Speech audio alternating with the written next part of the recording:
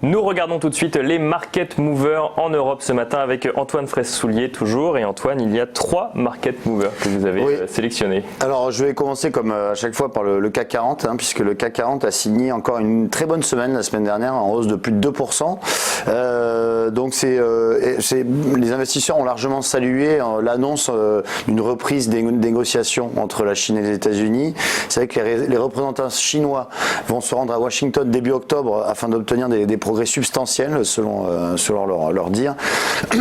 Excusez-moi. Et par conséquent, on a eu des investisseurs qui sont revenus assez fortement sur l'ensemble des places financières européennes et américaines.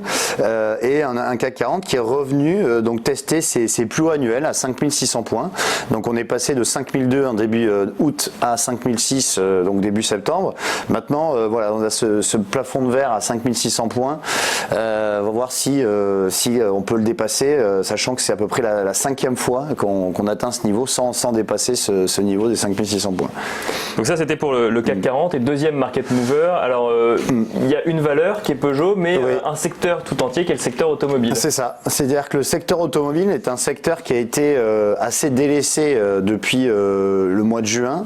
C'est un secteur qui avait perdu quand même plus de 7% en juin, enfin en juin et en juillet. Et en ce début de septembre, au début du mois de septembre, on a un secteur qui a pris 5,5% sur la semaine, donc qui s'est bien rattrapé. Il y en a un effet rattrapage, notamment avec tous les secteurs cycliques qui sont bien remontés, et notamment Peugeot. Alors Peugeot qui a pris 8% sur la semaine, donc c'est une très belle performance, qui prend 22% depuis le début de l'année.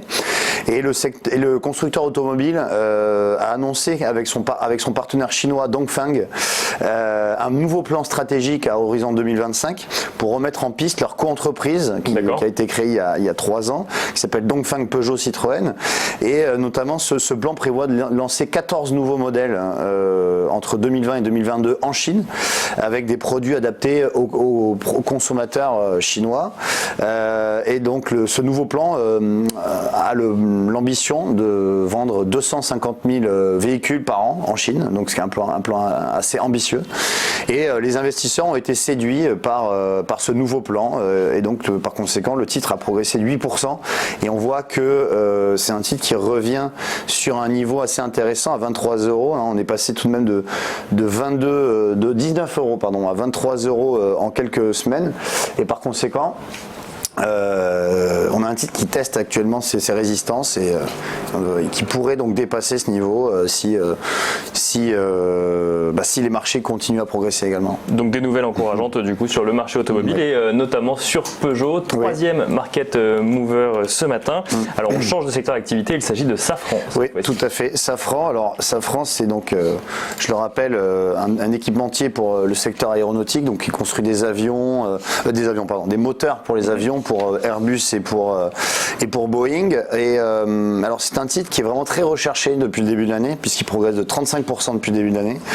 Mais surtout, Safran a publié la semaine dernière des résultats semestriels très très solides, puisque on a eu une hausse du chiffre d'affaires de 14%. C'est la croissance la plus importante de son histoire sur un semestre, donc un chiffre d'affaires à 12 milliards d'euros et un bénéfice net qui a bondi de 45% à 1,4 milliard, sachant qu'on attendait 1,1, donc des résultats qui ont été salués par les investisseurs.